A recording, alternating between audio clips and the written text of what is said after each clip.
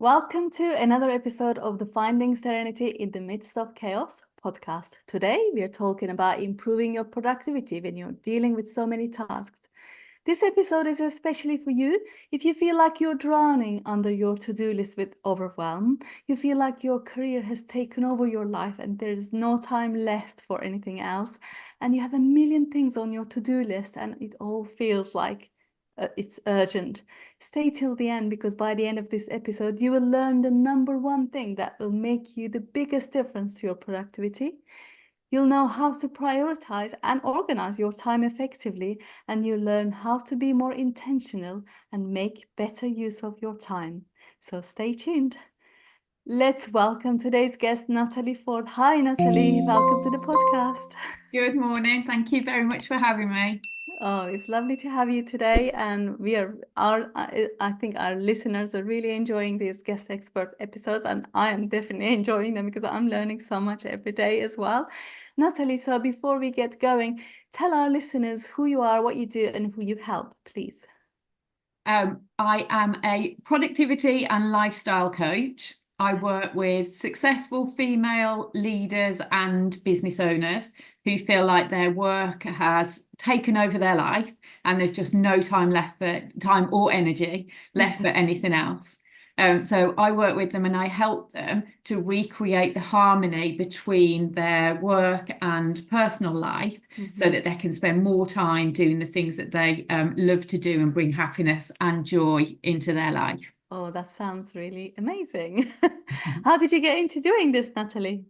After 25 years of running my own business and Oh, wow. spending way over 10 of those years feeling exactly like that, I'd got a successful cleaning company. On the outside, it would have looked like everything was brilliant and successful, which it was. But along the way, I'd lost myself. I'd got no time or energy to do anything else. It was the business came first. Because that's at the time, that's how I felt it had to be. And then getting to the point where it had started to affect my health, Yes. realised that I needed to do something different, or else I wasn't going to be around much longer. So, Oh, yes. personal experience of spending over 10 years feeling like I was drowning and just losing myself and feeling like there had to be a better way to run a business. That's not why I started my own business, was to feel that way. Yeah. And I'm sure a lot of our listeners resonate with what you've just said. I certainly resonate with it. I worked in corporate for, 2 decades, and after the first 10 years, I indeed started to feel just like that. And, I had my life goals to achieve whatever, but there came a time exactly your health starts to suffer. And again, for our listeners' benefit, it is a sign because our bodies are a lot cleverer than we think and we give it credit for. It tells us what's not working, even though we might want to deny all the time. So it's telling us what's not working. So please, if you're listening and you're already getting into that stage, don't go any further and listen to this full episode. So I mean, tell me, Natalie, because there's only 4 hours a day in everybody's day, right? But some people seem to manage to do so many things and others don't. Why is that? Tell us. I think the number one thing the first thing that I work with my clients is to work out what direction, where is it that you're currently heading in your life? Because if you don't know where you're going, it's very, very difficult to organise and prioritise your time because everything feels as urgent as everything else. It's hard to prioritise when everything feels like it's equally important. So the thing I feel that will affect your productivity the most is get very clear on the next step. It doesn't have to be for the rest of your life goal, but what is the current goal that you're working towards in all areas of your life, not just career, in all areas. What's next? Yeah, that's very, very important because clarity, like you say, but there's no clarity. All we see is this muddy water. You can't see any further. And when you can't see any further, everything has to be done right now. And it's absolutely very, very clear to me, and that's how it is, because we're all capable of doing a lot of things.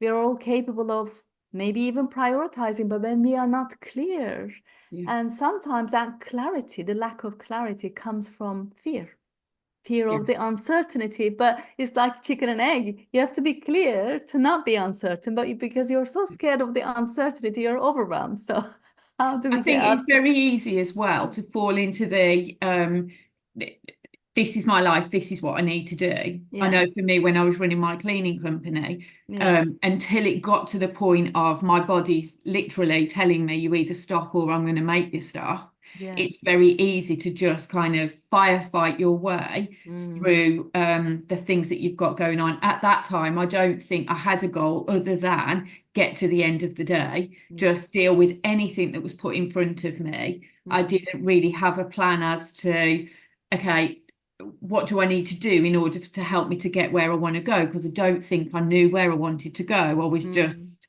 existing rather than making it a plan. But you're absolutely right. When you've got clarity of the direction that you want to go, then everything feels easier. It's easier to prioritize your time. It's easier to not get distracted. It's easier to be realistic with the amount of things that you've got to get done. Everything becomes easier when you've got a clear direction of where you're heading. Exactly. And so how can I create more time when I, let's say I have the clarity, now I know what to do, what's next for, let's say, even one area, let alone all of them, but one area. How do I create that more time for myself to get more productive? Okay, so what I do with clients, I know that people say, oh, there's only 24 hours in the day, but that I feel that puts so much pressure on yourself of, I've got to get this done today. So what we do is we actually expand that slightly and we look at 168 hours in a week. Oh, okay. We've all that got sounds better already, right? Yeah, exactly. Yeah, absolutely. So you think, oh, I've got loads of time. But then if you think about, well, first off, you've got 8 hours a day sleeping. So now you've already lost 56 of those. So you're already down to 112. Okay. So then what that helps us to do is it expands it so that it feels less pressured, but it also gives you a narrow enough space that you've still got to focus because you've got 112. Okay.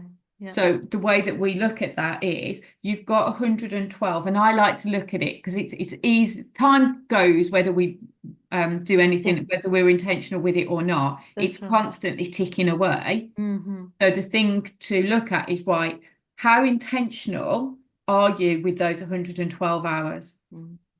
And think about, and I like to do it visually and think about 112 as encounters. Okay, every day at midnight on a Monday, you're given 168 counters. You're exchanging every hour of the following week for one of those counters.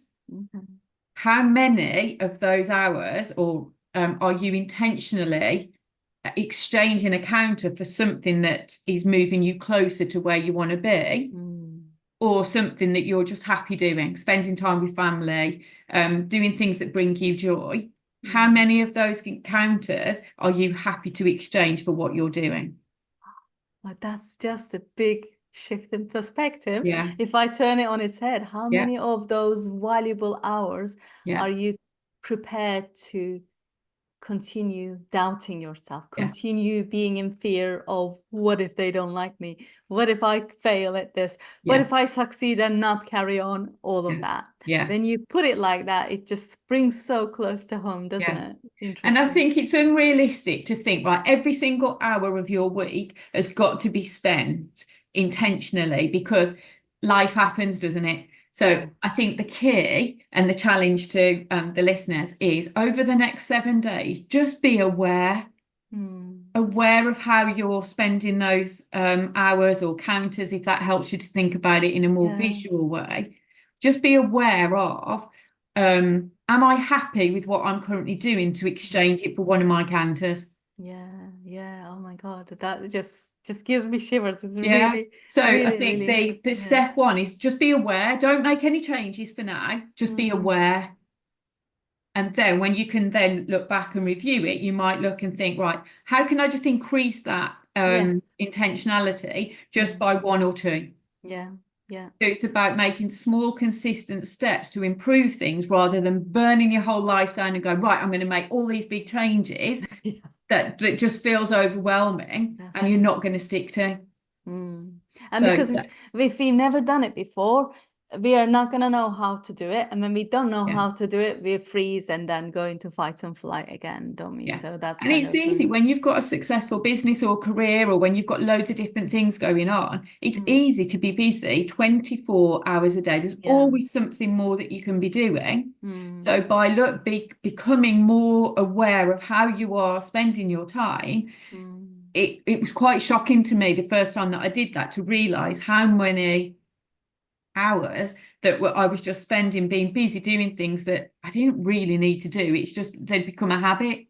Yes, and they become a habit, and also it becomes a distraction from what is it that you really need to do. If I'm busy, I'm fine. How are you? I'm busy. Great. Yeah. Is that, It's almost like a badge of honor. it Absolutely. is, It's kind of like in our society now. It's like, how many times do you say to somebody, how are you? And they say, oh, I'm busy. I'm busy. It's like, And busy it's with like, I didn't what? ask how much stuff you've got to do. I asked, Yeah. how are you? Yeah, Yeah. exactly.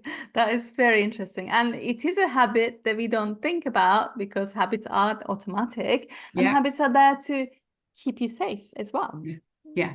So, Yeah. but some of those safe for your brain, but not necessarily safe for you. And over time, it becomes very unsafe because your body starts to retaliate. So now that we've taken the first step, become aware, how do I then increase that productivity? Yeah, Okay. and get more done, Yeah, absolutely. So then once you become aware of how much time you are wasting and how many things that you're doing in your day that you don't really need to do, and they're not your priority, they're other people's priorities, then what I would do, I've got 3 top tips for you. So how you can make better use of your time and stop getting distracted. Yeah. Number 1 is break down your time into smaller chunks. A lot of the people that come to work with me, they've got all day to do things. They get into the end of the day and somehow it's still not getting done. Yeah. So what we do sometimes, by expanding the amount of space that you've got to do something, makes it worse. Yeah. Or harder. So break it down into smaller chunks. I like working within 50 minutes work, 10 minutes break. Yeah. Set your Alarm. phone on to, or set an alarm for 50 minutes, and then focus, because it's easy. The world's not going to stop if you're not accessible for 50 minutes. Yeah. So focus on, right, what am I going to get done in this 50 minutes? Put all of the distractions away. You can put your phone onto airplane mode, turn it upside down, do whatever you need to do. Focus for 15 minutes. When the alarm goes off, no matter what, you stop. You give yourself 10 minutes break, put the dishwasher on, do some stretches, walk around the garden, do whatever you want to do. You come back and you go again. Yeah. That's So, doable, right? Anyone can do that. absolutely. And the difference, it's amazing what you can get done in 50 minutes, absolute focus time. Yeah, I'm going to do that the rest of today. Yeah. I've got a few things to Really, be really useful. doing. Yes, that's really. So 50 minutes on, 10 minutes break. Yeah. And it's really important that even if you think, oh, I'm all right, I'm just going to crack on. When that alarm goes off, you go and you just walk around, even for 10 minutes, you come back and you can get started again. It's amazing how much energy that can create. Yeah. Step 2, turn off all notifications, email dings, WhatsApp groups, text message, Facebook messages. We've got so many things. Everything dings these days. Dishwashers, washing machines, Facebook ads, notifications. Turn them all off, because a notification is 99% of the time somebody else's priority, not yours. Yeah. So how many people send you a message because it's your priority? 99% of the time it's because they're wanting your time and attention. Yeah. Turn the notifications off, and then set specific times in your day to respond. Okay. Emails, messages, voice notes. So you're not ignoring people. You're not dismissing everything, but what you're doing is you're making it so that it works for you. By setting specific times, and you can actually put it on the header of your emails. You can set it up as a automatic response so that you're managing people's expectations, that then you're not responding within 5 minutes, so they're sending you another message. And it turns into a conversation. Yeah, absolutely. Yeah. So because once you get distracted, and this is a really interesting fact, that once you get distracted from what's something that you're doing, when you come back to it, it takes your brain 25 minutes to re-engage. To re-engage. Wow. So if you think about getting distracted just twice a day, you've lost an hour of your day. Wow. That's shocking, isn't it? Yeah. So I mean, by taking control of when you're responding and putting in specific times in your day is life-changing to the amount of things that you can get done.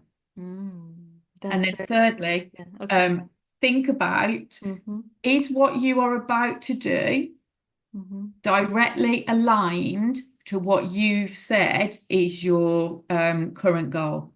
Okay. And if we can get into the habit of spending at least 80% of our time, and it could be that your current goal is to spend more time with your kids. I had a client recently that she just never felt like she was present with her children because half of her mind was still at work. Somewhere else, yes, Absolutely. So it could, I'm not saying it's got to be all work related. It can be your current goal could be more time watching Netflix with the kids, or going to the park with them, or it doesn't matter what the goal is. Is what I'm about to do in direct alignment with what I've said that I wanted to create more of in my life. Wow. That's really life-changing. It really is, isn't it? Yeah. And also gives you the power back that I get to choose what I do with my time. Yes. I get to choose how to use it, and I get to choose to say no to this because it's not aligned with my goal. And wow, it's really easy to apply. It's simple to apply, not necessarily easy because we are already in the habit of going to the message, reading the news, looking at social media. And when, I turn off my phone into a kind of a personal mode, and only certain people can call the school, my husband and my family. And they don't often do during the day anyway, and if they have to, then they can reach me. Anything else gets directed to voicemail. And if it's important, they can leave a voicemail and I can get back to them. If it isn't, then I don't even waste my time with that.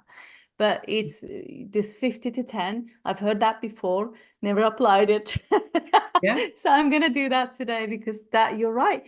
You halfway through uploading something, something else comes in, you go check your email, check this, and yes, your brain will goes all over the automatically place. go to the easiest thing. So if you're doing something that you find challenging or is quite in depth, then, and I've done it so many times myself, I'll be doing something that I don't really enjoy doing or don't like doing, and then I'll think, I'll just check Facebook, or I'll just see what's going on. And it's absolutely a distraction tactic. It's not because I need to do it. So sometimes it's the most powerful thing that we can do is become an observer of ourselves. Don't change anything, just carry on doing what you normally do, but just become an observer and be aware.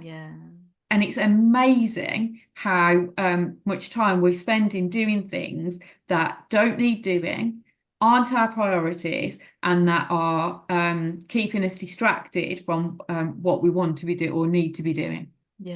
And all of that because that's sort of being a workaholic, being addicted to being busy, and that gives us some sort of validation in the workplace, in society. If you're busy, you're good.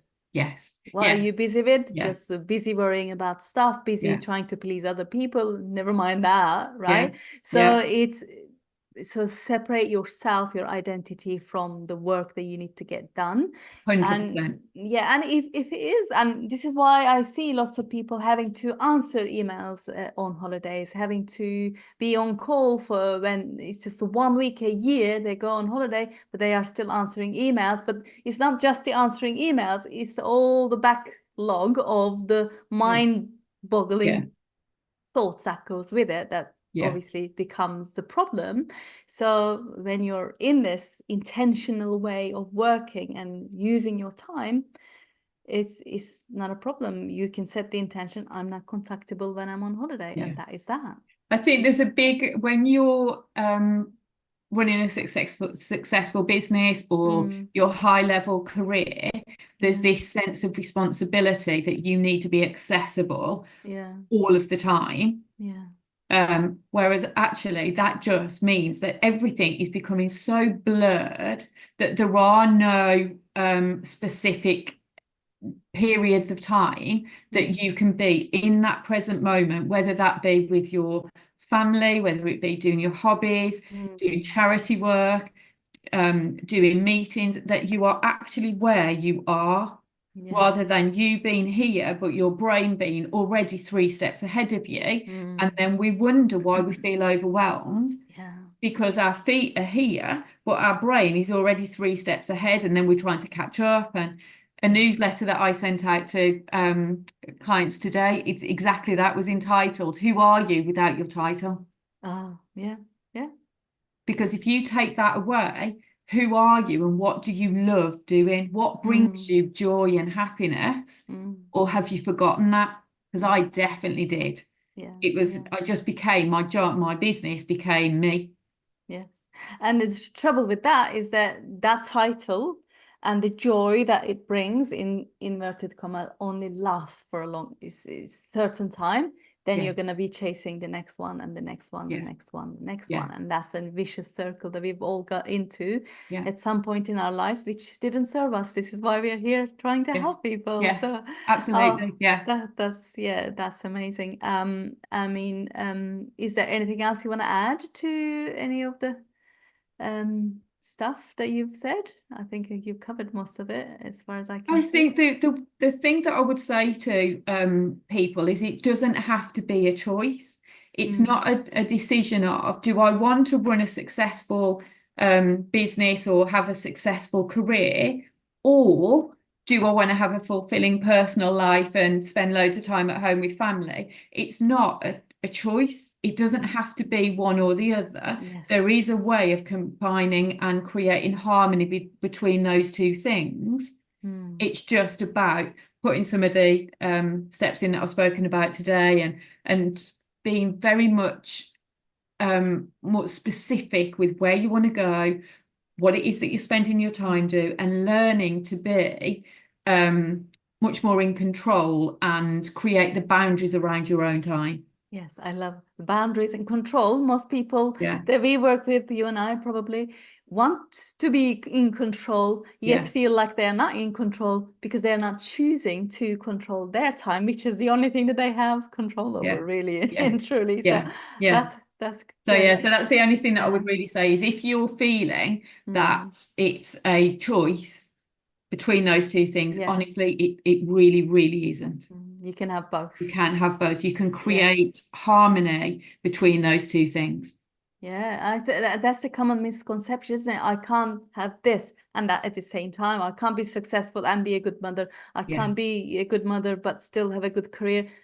It doesn't have to be like that. It is both, isn't it? And cool. That's good. Natalie, thank you so much for talking to us. Where can our listeners find you and reach you? I am on Facebook and Instagram, and soon to be back on LinkedIn. So if you want to come and find me on there, then I would absolutely love, or if anyone's got any questions, then absolutely feel free to connect with me. Definitely. We will put all of those details in the show notes. Natalie, thank you so much for talking to us today. You are very welcome. Thank you very much for having me. That's great. Thank you again for tuning into another episode of the Finding Serenity in the Midst of Chaos podcast today. If you love this episode, please be sure to subscribe to our YouTube channel and our podcast so that you don't miss another great episode like this. And if you also feel like sharing, please share with people that you feel is going to benefit from this. And we will see you in another episode next week. Thank you.